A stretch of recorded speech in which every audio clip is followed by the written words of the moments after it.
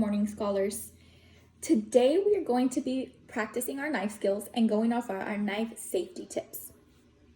Everyone's gonna love it. It's one of my personal favorites and it's really versatile, which means you can change different things like the vegetables to make it taste just how you would like it. Another thing that we're going to change in the recipe itself is we're going to use spaghetti noodles instead of soba noodles because they're easier to get. Before we begin, we're going to go over our knife safety tips. I hope all of you scholars remember this. We are going to cut round things in half. Always put the flat side down. Use the claw and saw motion like this, clawing the vegetable, and then using a saw-like motion to cut. This way, we do not cut our fingers. And then last but not least, we are going to keep our knife in our knife resting spot, which is at the top of your cutting board. We are going to dice into small, tiny pieces. We are going to mince, which is even tinier pieces.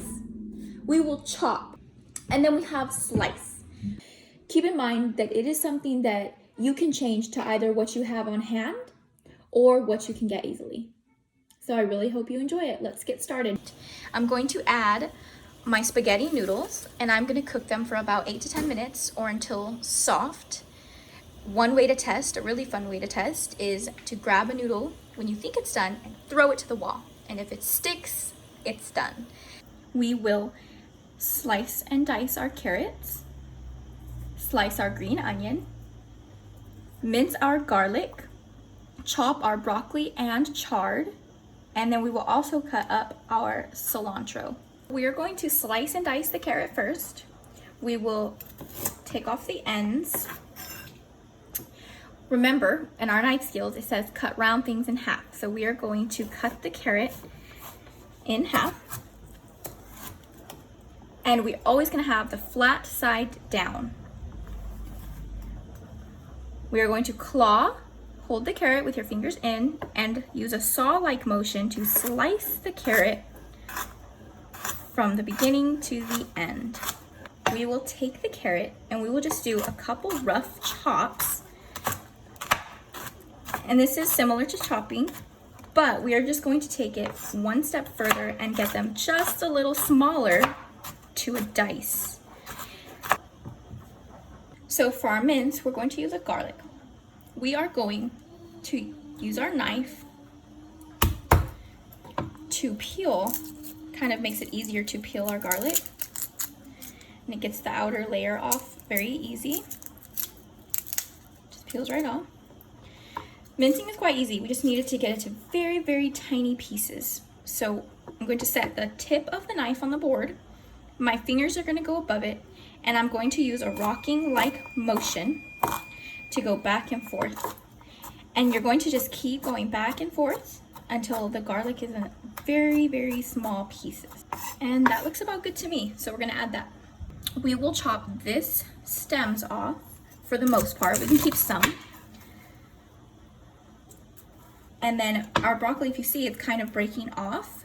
That's pretty good sizes, but I just want that a little bit more chopped. So we're just going to take a couple at a time. These are broccoli florets, and we are going to just give a rough chop. It does not have to be perfect. And just chop them up just a little bit, just about bite-sized pieces. Chopping, I always think of as bite-sized pieces. You have to think about the size it is when you pick it up with your fork. What size would you want that to be? And I think this is perfect. We're going to slice our green onion. I'm going to take off the edge. We are going to just claw and use a saw-like motion to slice the green onion all the way through. And we can also snip them to get perfect little sizes as well. Now, I got a little bit of cilantro from our garden, and then I also got a little bit of cilantro from the store. And I think this looks okay. So on my pan, my roasting pan, I have my broccoli, my carrots, my garlic, and a little bit of my green onion. I'm going to drizzle some olive oil, some salt, and some pepper. Then I'm going to mix it all together. We will spread it out on the pan, make sure it's nice and flat.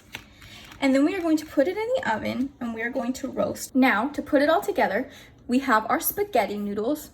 We are going to add all of our roasted vegetables, our chives, our cilantro, our rainbow chard. Last, we will add the tahini vinaigrette that is found on the recipe attached, and we will mix it all together and enjoy.